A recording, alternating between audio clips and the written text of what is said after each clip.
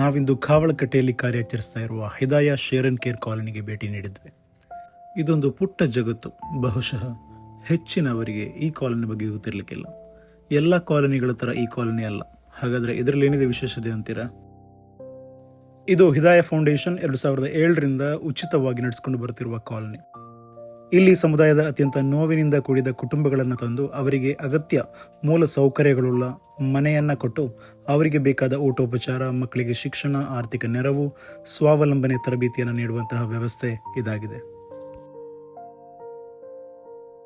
ನಮ್ಮ ಬಂಟ್ವಾಳದಿಂದ ಸುಮಾರು 13 ಕಿಲೋಮೀಟರ್ ದೂರದಲ್ಲಿರುವ ಕಾವಳಕಟ್ಟೆಯಲ್ಲಿ ಹಚ್ಚ ಹಸುರಿನಿಂದ ಕೂಡಿದ ಪ್ರಕೃತಿ ರಮಣೀಯವಾದ ಸುಮಾರು 5 ಎಕರೆ ಜಾಗದಲ್ಲಿ ಈ ಕಾಲೋನಿ ಇದೆ. ಇಲ್ಲಿ 49 ಮನೆ, ಒಂದು ಭಿನ್ನ ಸಾಮರ್ಥ್ಯ ಮಕ್ಕಳ ವಸತಿಯುತ ಶಾಲೆ, ಒಂದು ಸಮುದಾಯ ಅಭಿವೃದ್ಧಿ ಕೇಂದ್ರ, ಒಂದು ಸ್ವಾವಲಂಬನಾ ತರಬೇತಿ ಕೇಂದ್ರ ಇದೆ.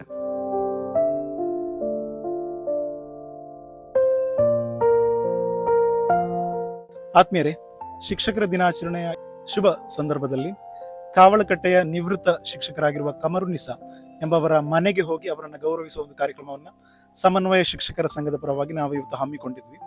ಆ ಕಾರ್ಯಕ್ರಮ ಮುಗಿಸಿ ವಾಪಸ್ಸಾಗುವ ಸಂದರ್ಭದಲ್ಲಿ ನಮ್ಮ ಹಿರಿಯ ಶಿಕ್ಷಕರಾಗಿರುವಂತಹ ಅಬ್ದುಲ್ ರಜಾಕ್ ಅನಂತಾಡಿ ಅವರು ಹಿದಾಯ ಕಾಲೋನಿಯ ಬಗ್ಗೆ ಪರಿಚಯ ಮಾಡಿಸ್ಲಿಕ್ಕೆ ಬೇಕಾಗಿ ನಮ್ಮ ಸಮನ್ವಯ ಶಿಕ್ಷಕರನ್ನ ಹಿದಾಯ ಕಾಲೋನಿಗೆ ಕರ್ಕೊಂಡು ಬಂದಿದ್ದಾರೆ.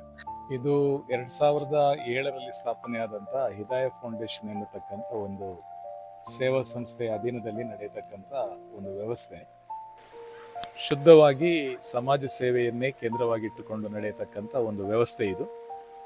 ಇದರಲ್ಲಿ ಸುಮಾರು 2010ರಲ್ಲಿ ಇಲ್ಲಿ ಬೇರೆ ಬೇರೆ ಸಮಾಜದ ಅತ್ಯಂತ ನೋವಿನಿಂದ ಇದ್ದಂಥ ಕುಟುಂಬಗಳನ್ನು ಆಯ್ಕೆ ಮಾಡಿಕೊಂಡು ಪ್ರಾಥಮಿಕ ಮತ್ತು ಪ್ರೌಢಶಾಲೆಗೆ ಹೋಗತಕ್ಕಂಥ ಮಕ್ಕಳಿರ್ತಕ್ಕಂಥ ಕುಟುಂಬಗಳನ್ನು ಇಲ್ಲಿ ತಂದು ಅವರ ಸಂಪೂರ್ಣ ಶಿಕ್ಷಣ ಮತ್ತು ಅವರ ಜೀವನಕ್ಕೆ ಬೇಕಾದಂಥ ಅಗತ್ಯಾಂಶಗಳನ್ನು ಉಚಿತವಾಗಿ ಕೊಡುವಂಥ ಒಂದು ವ್ಯವಸ್ಥೆ ಪ್ರಾರಂಭ ಆಯಿತು.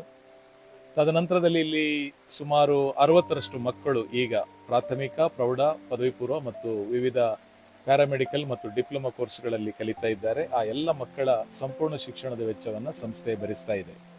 ಜೊತೆಗೆ ಆ ಕುಟುಂಬಕ್ಕೆ ಬೇಕಾದಂಥ ಆಹಾರ, ಆರೋಗ್ಯ ಮತ್ತಿತರ ಎಲ್ಲ ಸೌಕರ್ಯಗಳನ್ನು ಕೂಡ ಸಂಸ್ಥೆ ಸುಮಾರು 2010ರಿಂದ ಭರಿಸ್ತಾ ಇದೆ. ವಿಶೇಷ ಮಕ್ಕಳ ಪಾಲನಾ ಕೇಂದ್ರವು ಕೂಡ ಅದರ ಒಂದು ಘಟಕ. ಅದು ಕೂಡ ಉಚಿತವಾಗಿ ಆ ಮಕ್ಕಳಿಗೆ ತರಬೇತಿ ಮತ್ತು ಶಿಕ್ಷಣವನ್ನು ನೀಡುವಂಥ ವ್ಯವಸ್ಥೆಯನ್ನು ಮಾಡ್ತಾ ಉಂಟು.